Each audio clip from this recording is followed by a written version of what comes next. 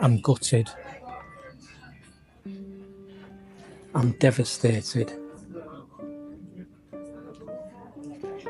I logged on to YouTube Studio this morning and I've lost subscribers. Why do we take it so personal? It's really weird, isn't it? There's a good chance I don't even know the person because it's only one subscriber down. I probably don't even know who they are.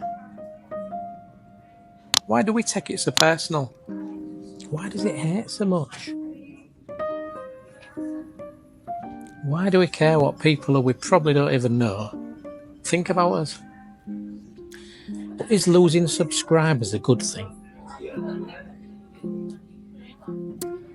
When we first start out on YouTube and we're scrabbling for every single subscriber we can get,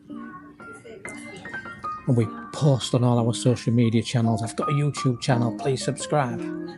And you get people saying, yeah, sub, see your numbers going up. But really, you're probably at a stage where you still don't know who your target audience is. YouTube certainly doesn't know who your target audience is. So when those people who have subbed just because you've asked them to and they don't really want to watch your content, when they unsub or when they don't watch your videos that you put out, YouTube thinks you're rubbish. It does. Actually thinks you're rubbish.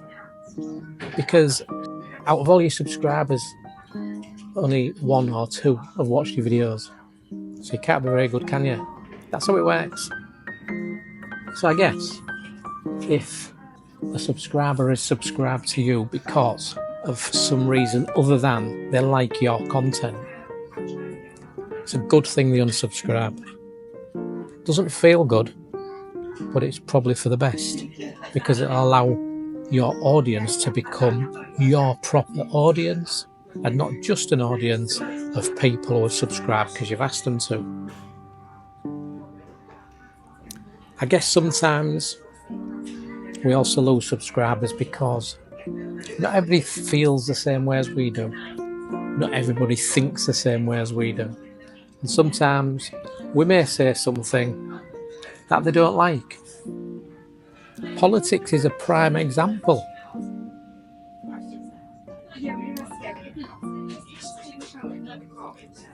Wokeism is another one. Bang! Oh, there's another 5 subscribers gone. Maybe I'll get a few more.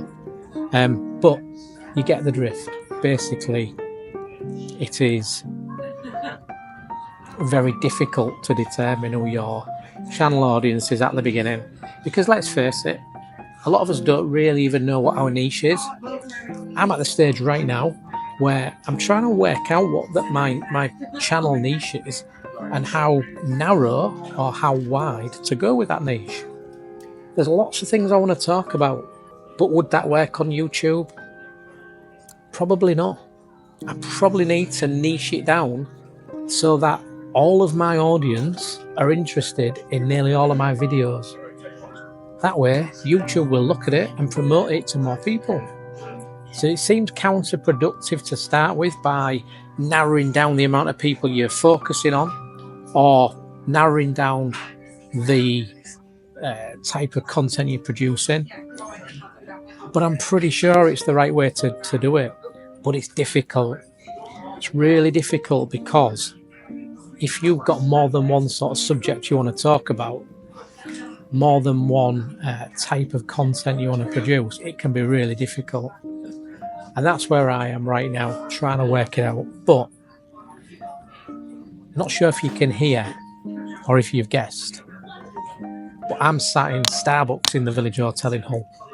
Found myself a quiet corner and I just wanted to make this little video because I'm pushing the boundaries for me.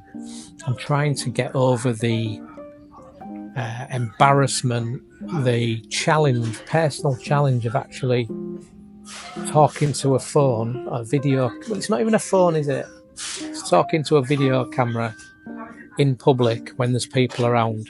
And I keep looking around, see if anybody's staring at me. because it's quite a nerve-wracking thing to do. I was talking to somebody about it earlier today, and I thought, you know what, I've said to that person, I'm going to try and push myself to do this more often, whether it's out in the street or whatever. So right now, sat in a coffee shop, I'll be honest, I've waited till a lot of the people have gone.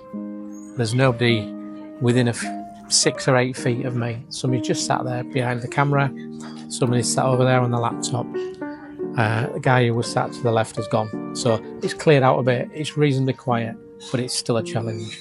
And I'm sat right opposite the gym entrance in the hotel, so people are coming and going all the time.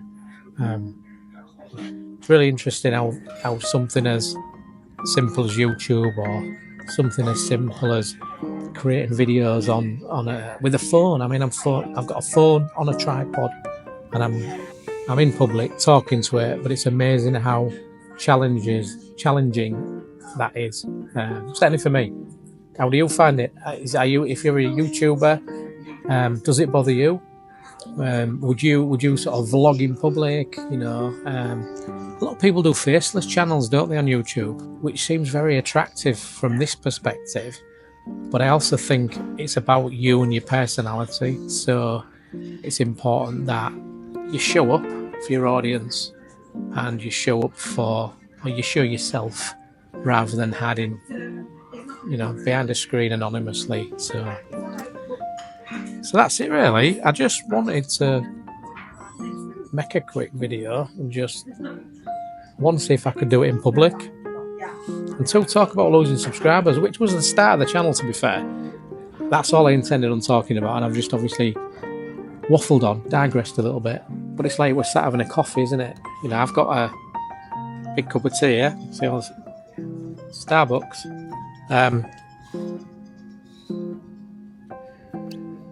I'm working out in the office today, so I've been a 3 different locations today. So it's been quite a pleasant day. I'm going to head home shortly. Got some friends round for tea tonight, or dinner, whichever you call it. Is it dinner? Is it tea? So comment below. How do you feel when you lose subscribers? Does it bother you? Do you think it's a good thing? How many is the biggest amount of subscribers you've lost in one go? Let me know. See you later.